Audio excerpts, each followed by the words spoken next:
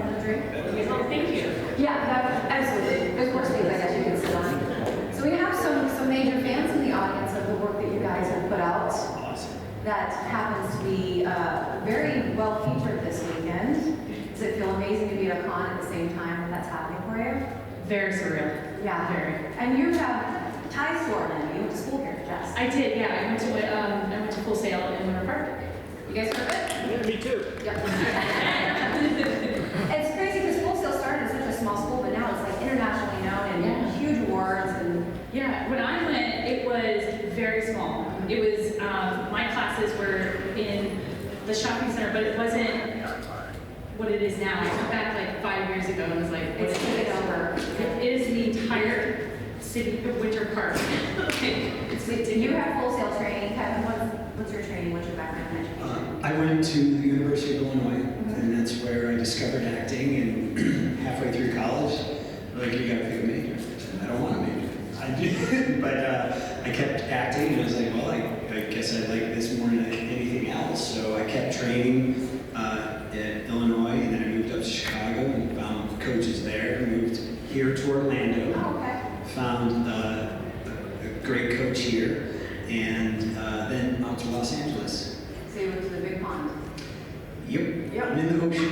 The big pond over there. And Jay, how about you? How did you get started? Actually, I also have a connection to Orlando. I love that. We lived here. I met my wife here, and I lived here for 4 years. I was performing with Cirque du Soleil. Yes, at the Nula, right? Yeah. I got started as a young man in Circus Circus. It was a small circus camp in Vermont, where I grew up. And after that, I went to Montreal, and then I went to school in France and studied high wire. So I've been doing high wire for about 30 some odd years. Wow. Something years. And so then, yeah, my wife is a stunt woman also, and she kind of kicked me into it. So What did you do at Cirque? I'm a high wire walker. High wire walker. Yeah. And you have you're like a documentary or something going on out there about high wire? Right now, I just finished filming a TV show in Britain where we were training 9 celebrities to walk on the high wire. And so we just finished, Saturday. I got here on Wednesday, and they walked over 900 feet in support of cancer research or Stand Up for Cancer, and we're raising money for helping people get treatment. So it's the Dance of the Stars, it's high wires. Pretty much, yeah, except it was, it was just me, and I only had 10 days to teach them, so it was quite a thing. Very intense. Yeah. So you guys got into school, you got into theater, you're in Orlando, and then you move out to other places to continue your work. Now, I know that there's a little bit of a controversy as opposed to voice actors, suit actors, face actors. What are your thoughts on the recognition of those 3 categories? I know it's a weird question, but I want to see where you stand on I'll this. go. Yeah, please. Because I've interviewed both, and it's interesting to see where everybody's point of view I is. mean, the reality is, even when you do stunts, we're all stunt performers as well. Even when you do stunts and you're not speaking lines, you're still acting the whole time. It's a different kind of acting. Performing in a suit is acting. It's a different kind of acting. Absolutely. Voice acting, same thing. Puppeteering is still acting in a different way. So when you have a character that is part puppeteer, part actor, suit performer, they're all contributing to the character. They're all playing the character. To the audience's experience, yeah. Exactly. And then you got the voice on that, it's the same thing. It's now 3 performers contributing to 1 character. Right. And I don't even, I guess maybe there's a controversy, but it's what it, I think it's whatever the audience recognizes as the character. It's work is, for more people. Yeah. Do you see yourself as the character when you see the promo and the pictures that are out right now, or do you see like the collaborative work? I know I say When I see a poster, I think of all of the crew and all of the cast, everybody that partook in that to make that happen. Yeah. You know, and I do see myself as Chica, but I also know that there's other people that have helped with Chica. And, you know, the puppeteer Amanda, she was amazing. She, you know, did my feathers, eyebrows, eyes, beaks, so, you know, she was Chica as well. You know, I was just the embodied soul of Chica, if you would say. The internal organs of Chica. Yeah, the internal organs, yeah. So, and I thought it was really great that it was practical. Yeah. And it wasn't CGI, and it looked really good on the big screen. If you guys haven't seen it yet, Has it looks anybody really seen good. the movie that we're mentioning? Yes, already? I know there's certain people that watched it in school. and she's over there. We'll have to talk later, Missy. So Jade, what is your thoughts on the whole voice actor suit? Do you recognize yourself as that character?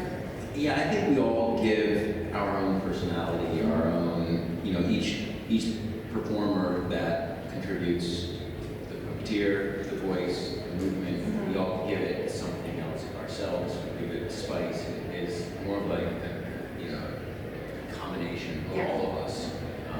Again, Sarah, who was my puppeteer, she, you know, I didn't know exactly what she was doing with the eyes, what she was doing squinting or with the ears, but I could feel it and I could kind of tell, you know, I could see a little bit of the white light when it was white eyes and red light when it was red eyes. Okay. So I would give it, you know, we'd kind of play with each other with that. And I would say, oh, I'm more ominous because it's red eyes, and I could tell, you know, I could hear the ears moving in a certain way, and go, I would be a little bit, you know, lean in a little bit harder, and so I could, you know, it's a give and take, and it's a work with all of us. Yeah. And like you're saying, you know, we're all giving to the character. Yeah. What was your visibility like? Because I know, personally, I know I've done the theme park stuff where you go and you meet the characters and you know that they can't see. And being one of those before too, you don't see. So what was your range of motion and visibility? I had a pretty good visibility. I think I was much better than you. Oh, yeah. The artist. Yeah, I couldn't see anything. There was this little gap, and if you didn't stand like right here in front of me, I couldn't see you. I was constantly running into people, and they'd be like, "Hey," I'm like, "I'm sorry, I can't see you. Sorry, murder stuck." Jade's big obstacle was the guitar. Oh, Like he smacked people with the guitar, but they would walk into it as they're trying to adjust things on the suit. My visibility was okay if the mouth was open. There was a part where I had to walk about 10 feet. And then we did it, and they're like, "Kevin, you missed your mark." I'm like, "I can't see anything." Like, Artie Esposito was the puppeteer controlling my head. I go, "Ask Artie to just crack the mouth open a half inch." Half inch is all I needed. Now I can see some furniture over here, a wall over here. Okay, now I know where to land. Yeah, you're walking line. Yeah, and also the puppeteers were learning with us to say, "Oh, okay, they're walking, give them a little bit of crack." Like Sarah, she put both ears in my whole head.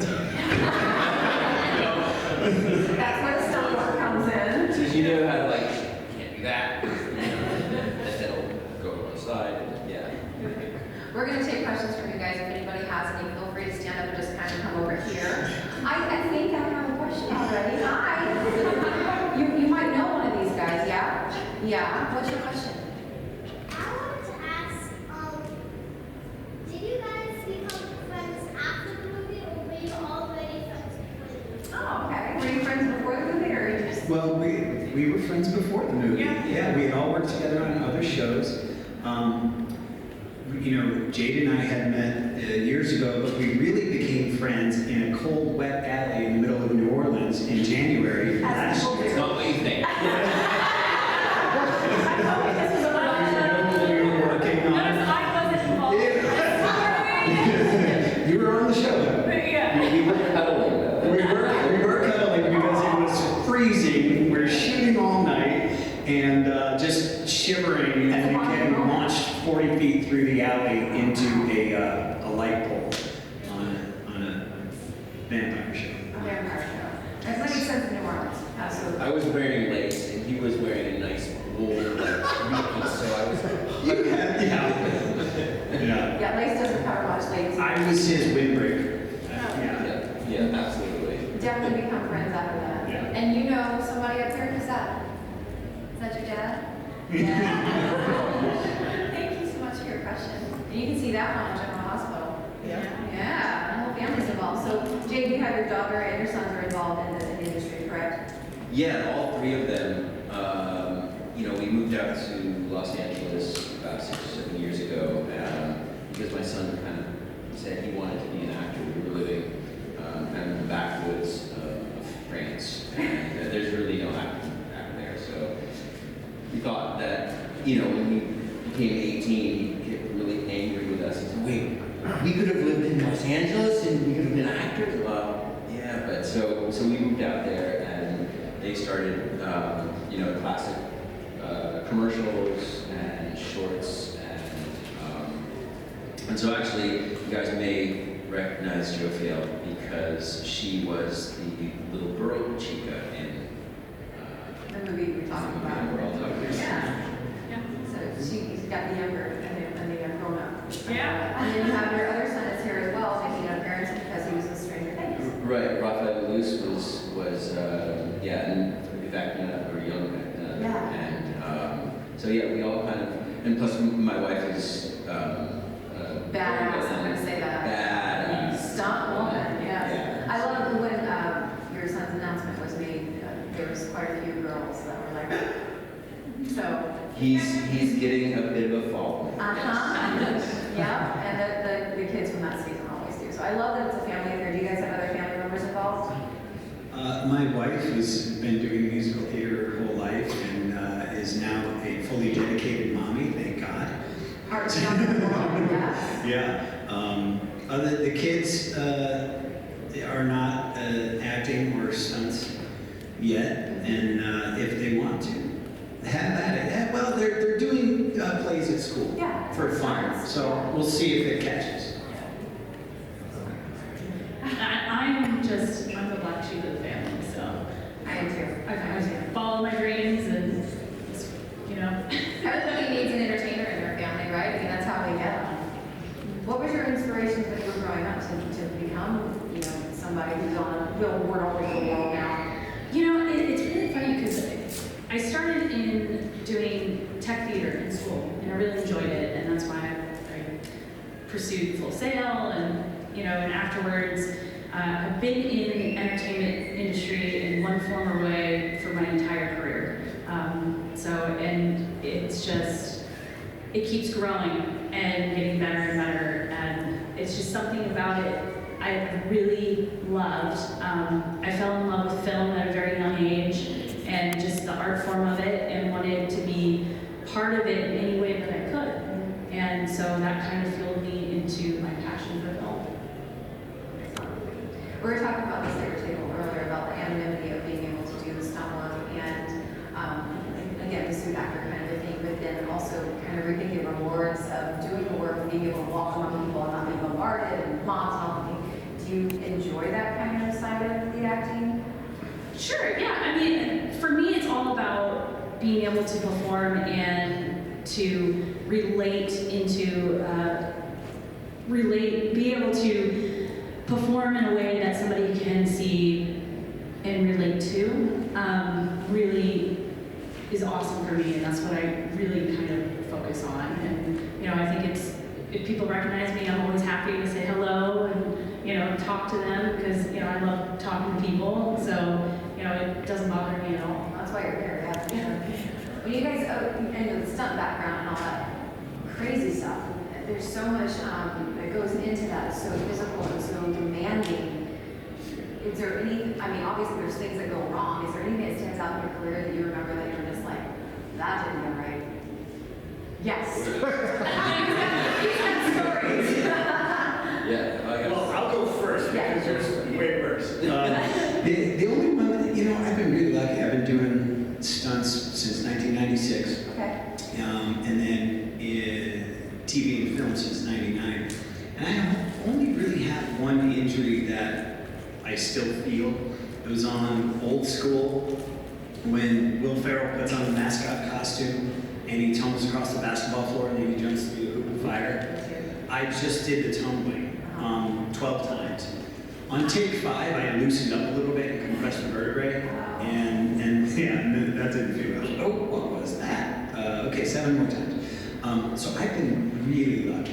Yeah. So that's the one that's and then just nagging stuff that catches up. But Jade's got Oh, I've got it. All right, Yeah, I was on the movie Unhinged a couple years ago, and I was tied to a chair and set on fire. And it was this Oh, wow. rolling Fire. chair Yeah. that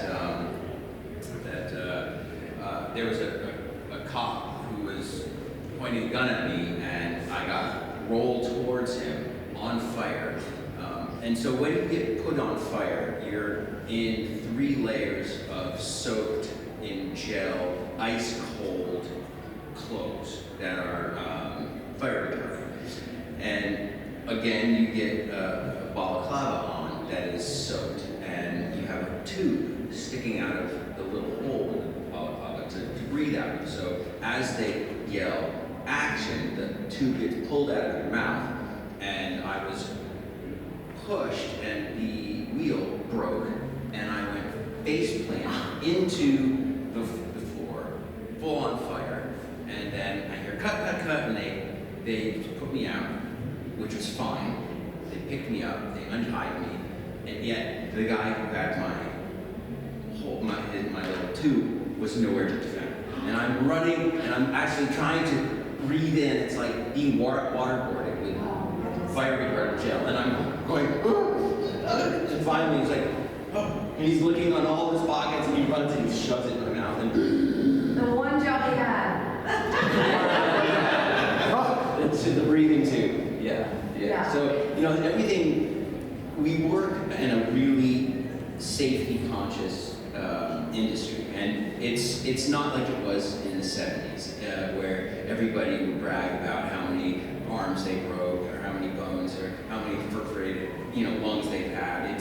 It's not cool anymore to get hurt, and we test things and test them and test them. I mean, when we were doing the vampire shoot, that gag got tested for 2 weeks, and I ran it 100 times, and we just to fine tune it, because it's not cool to hurt yourself. And plus, we're working with our buddies, we're working with our friends. Nobody wants to hurt each other, and we want to be able to do 100 takes, and so it's really about taking care of each other and safety and testing and making sure that everything goes perfect, because it's not fun. Yeah, safety's the name of the game. If you hurt yourself, you're done. Yeah, You can't exactly. continue on. And there's many stunt guys out there that walk the limit, and Oh yeah. that's not fun. Do you see like the old school, looking the new school, and kind of go like, 100%. There's you don't know my there's stories. the over yeah. 60s Yeah. and that have to sit down because of their back and their knees and their ankles. Well, it's like football players too. Yeah. Yeah. And I look at those guys and I'm like, thank God I wasn't around in the 80s. Honestly, I wouldn't want to. I can still be working, yeah. Yeah, exactly. I can play with my kids. I can run around with them instead of limping. Not only the safety aspect of stunts now, but I think you're also getting more recognition for the job done and the appreciation by like the people you stunt double for, but also the industry. With awards now coming around being recognized for stunt performance, do you see more of that happening for you? Absolutely, with the Oscars, we're starting to get, at least the coordinators are starting to get some better recognition. Yeah, you still got, some actors are very welcoming and willing to give credit, like Jennifer Garner. She was always really great. She would bring her stunt double on stage with her for awards. And then you've got some actors who still they say they did everything. We're gonna name names.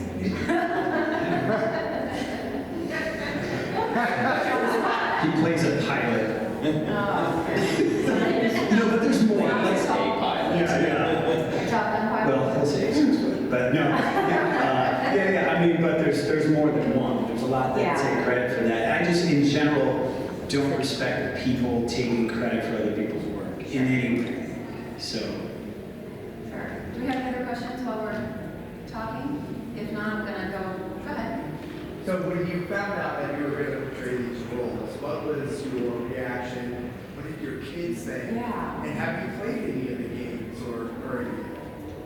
What's your background? Well, when I found out, I said, woohoo, I'm working next year.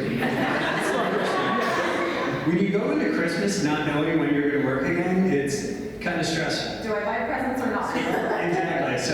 So that was fun. And then it was really kind of a slow burn discovering how big this thing really is. Like we started, my son Braden, who's Foxy back there, we started playing the game after I got the job. And then, I feel like while we were working on this, It just exploded. we were like, hey, this thing seems pretty big. Yeah, I told my 13-year-old, who's also back there with Braden, but that he goes, oh, what movie are you working on? I said, I don't know, I'm like a 9-foot tall killer bunny. He just looked at me, he's like, are you Bonnie? And I'm like, I don't even know what the name is. And he's like, oh my God, you're Bonnie, oh my God. But yeah, and he was our unofficial expert, and I would call him and he'd be like, does Bonnie do this? Or does Would this be in Bonnie's wheelhouse? yeah, that's kind of, and he would, talk to us about the lore, and he's like, no, but you could really kind of do this sort of, and yeah, so, yeah. You're a consultant. I don't think any of us knew what Five Nights at Freddy's was. Yeah. This Yeah. right here. Yeah, when we found out you guys were going to be here, I told mine, she's like, you have to watch the video. There's a 3-hour lore video. Oh, wow. Yeah, it's like you can study on all of it and there's still more. Yeah. Is it weird? Yeah, it was, I had known about the game and I never played the game. And then to research for this role, I tried to play the game. And if I try, I loaded it up, started playing. After the first jump scare, I was like, oh, okay, that was, ugh. But then my anxiety. Yeah. Oh, yeah. And I threw the controller, I was like, I can't do this, I can't do this. It was a lot, it just got my anxiety going so much, just knowing that it was like, you never know where it's gonna be. So then that's when I started watching Twitch and stream and YouTubers, and that actually really helped because I got to see their reactions to it, and it helped me study it a little bit better to figure out, okay, this is a little bit more scarier, this is a funnier moment that they feel, but I now know a lot about Five Nights at Freddy's. We've had a lot of people in the costume contest do the costumes and make their own. And have you seen some of the cosplay come through the celebrity? You can see Oh, them yeah. at their tables, by the way, and meet them today.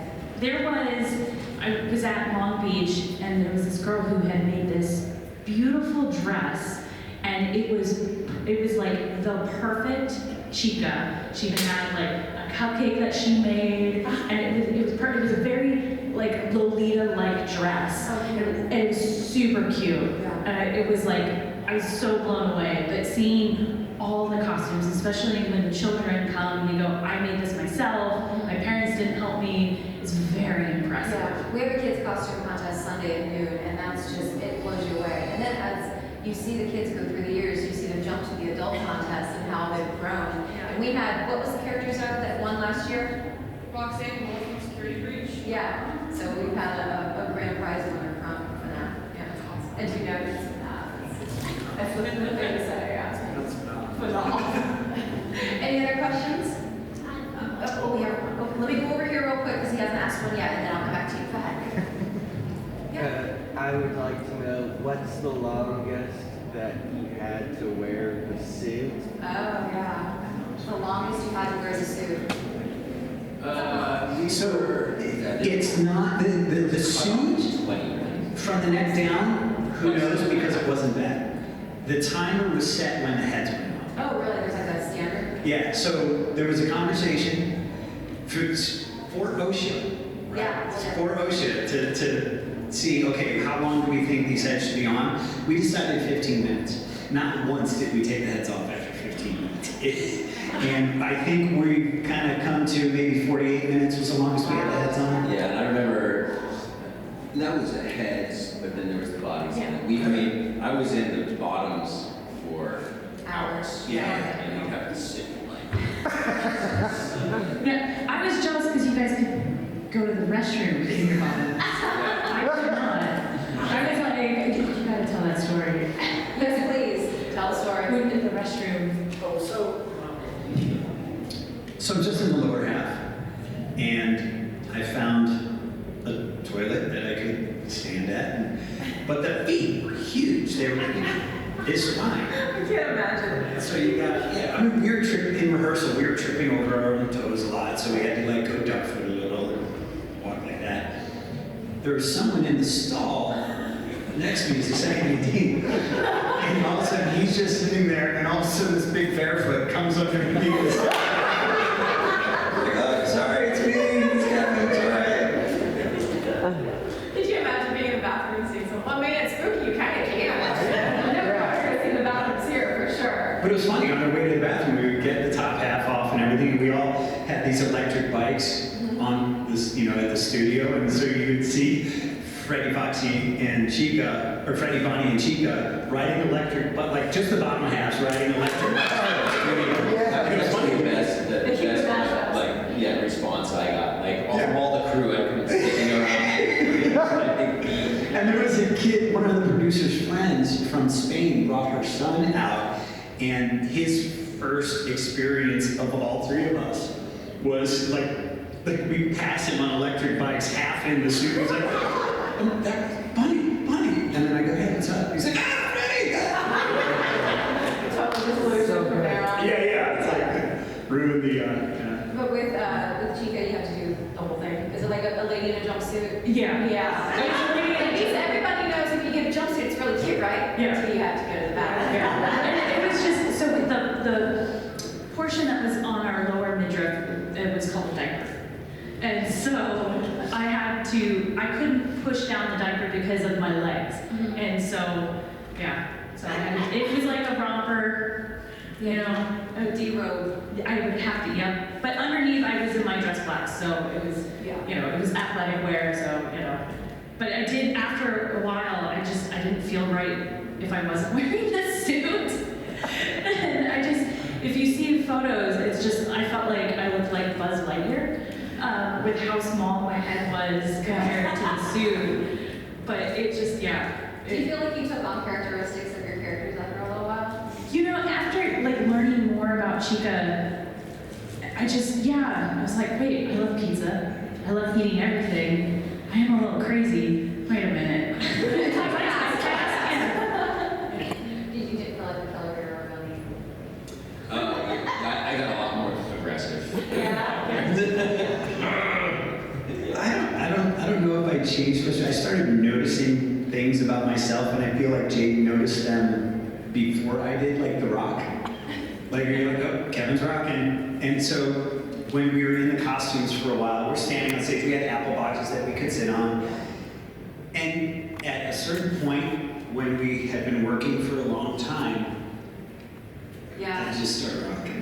I think moms know that much. Yeah, About the babies. like a tick, like, this basically says, okay, I'm ready to be done. When is this scene? It was like, I think Jay recognized it. You had The Rock, and I had the, Yeah. I just sit there, stand there and go, and let everything compress. And It's like- everything just kind of, it just supported itself. Somewhere there's a picture of Freddy and Bonnie asleep on a stunt pad on the set. And, it was like, we laid down, because we're sitting on on the apple boxes, and it's kind of comfortable. It's not really comfortable. So we happened to have the pads there, and we both laid down, and we're like, oh, this is good. This is really good. And then after 5 minutes, we were out. Yeah. It takes And a there lot was out of here. 12-hour days, 14-hour days of filming. And all that added weight to drag around with you in addition to whatever else you have to Well, the suits are actually much more lighter than Oh, really? we expected. We were like, oh, these are going to be huge. But like I said, each one did something funny with the ears, so it really turned my head. But the heads were the most, I actually had like muscles in the back of my neck after the film. Like, oh, these are like, yeah, they're right there. Builds up. Yeah, but definitely supporting. Yeah, the heads were, well, and Jade had it kind of bad too, because they were built on these little skull caps, like helmet type things, and then everything was anchored to that.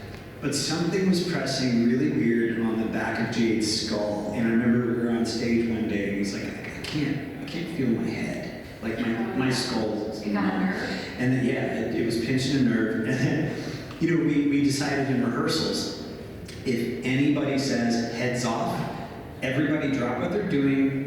The Henson Creature team, drop whatever you're doing, get the heads off immediately. And a lot of that was for fire safety too, because there were servos inside these controlling all the facial features. So those things heat up really fast and they burn out and they can start a fire. Luckily in the test, they got the head off in 8 seconds. Wow. So we felt really good about that. But then Jade's like, oh, God, how many more of these we got? But Jade powers through really hard, and he won't say uncle. So he does. So I would say uncle for him. Yeah, he doesn't say uncle, he faints. So he goes, it's pinching. I'm like, I can't feel my skull. I go, Jade, you okay? No answer. Jade, no answer. Heads off. And they took the heads off. So. Did you guys have fans inside too? Nope. At all? No? No, they had these, I mean, I didn't, you know, we had these, the bodysuits that we had on were The like, pool suits? yeah, Yeah. they were just pretty thin and they would get soaked in a second, and I get cold easy. So Yeah. the minute anybody would stick fans, I'd start to get chilled. So I'd rather just sit in my Right. soupy hot. Soupy hot. Yeah, soupiness. Yeah. You guys have any more questions? Anything else you guys want to know? Go ahead. For the entire duration of the movie, was there always someone in the suit at all times? Like, on screen time? So, the way that filming works is that you don't film in sequence order. And so, there were times when a bunch of dialogue was getting, filmed. We may not have been in the suits. So, it just depends. So, what scene, just any animatronic scene, or... I had one in mind where everyone has seen it, right? Well, go ahead. Okay, Not so everyone has seen Yeah, so... Don't give me spoilers. Yeah. like one of the animatronics falls backwards. Oh, okay. That was definitely in the suits. I was definitely in the suit. Oh yeah, I felt that one. I remember that one. Did the tumble backwards? We gotta tell him what it actually was. He was actually standing on my back. I was on all fours. He was standing on my back, and you never see it in the movie. Oh, really? And that was the most painful scene I did. Exactly, me too. It's the most painful. And that was the only time I called uncle for myself. I was like, because we did it once, and that was not great for him either. We did it once, and then they left me there on all fours. Now remember, this head is 17 pounds, so my neck muscles are holding the same the whole time. They decide they want to tweak the lights. But they didn't. They didn't say, relax, Kevin. And so I'm sitting there, and we were supposed to do 2 more. And then after about 2 minutes of sitting there, I was like, last one. And that's it. And then Andy, the stunt coordinator, the guy who put us in these roles, he goes, okay, last one. And that was it. That was the only time I called home. They let you guys advocate for yourself. That is the rule for creature work. You have to listen to the performer, or it's not going to work. Yeah, well, that makes sense. I think your daughter had one more question.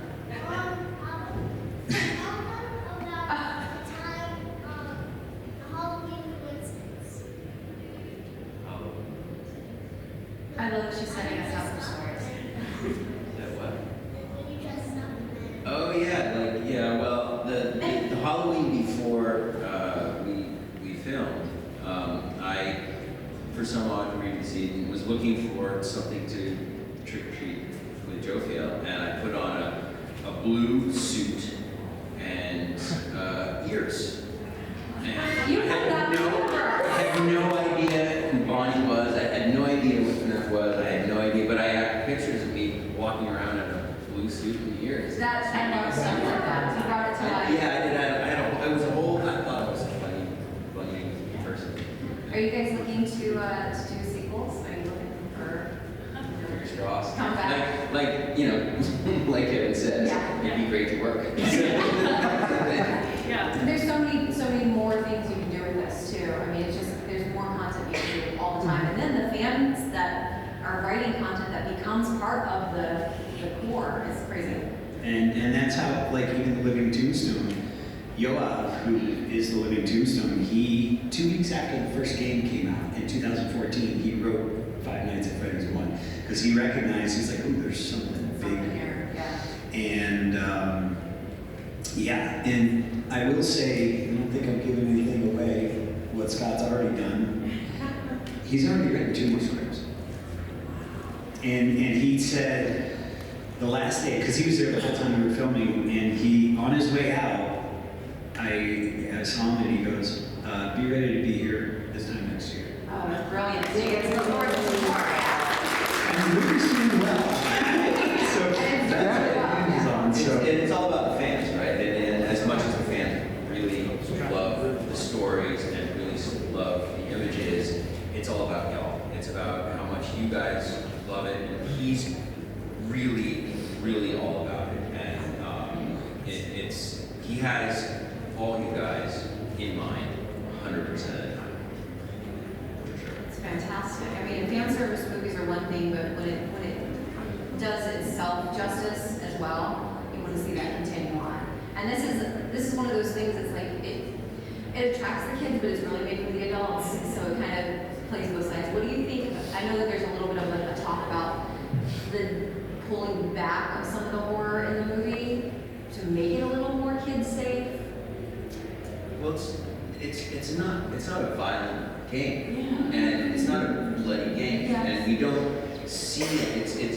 It's anxious, and you get The freaked shadow out, kills and and stuff like it's that. jump scares. Yeah. But it's not a slasher game. So I really feel like, again, he really kept to what it was all about. Was Good. making you anxious, making you don't know what's coming around the corner. Throw the controller. And then throw the controller. Yeah. Absolutely. And again, he really cared. I know I read an article about how he had stopped production in numerous spots because he didn't feel like it was going the direction that fans would have liked.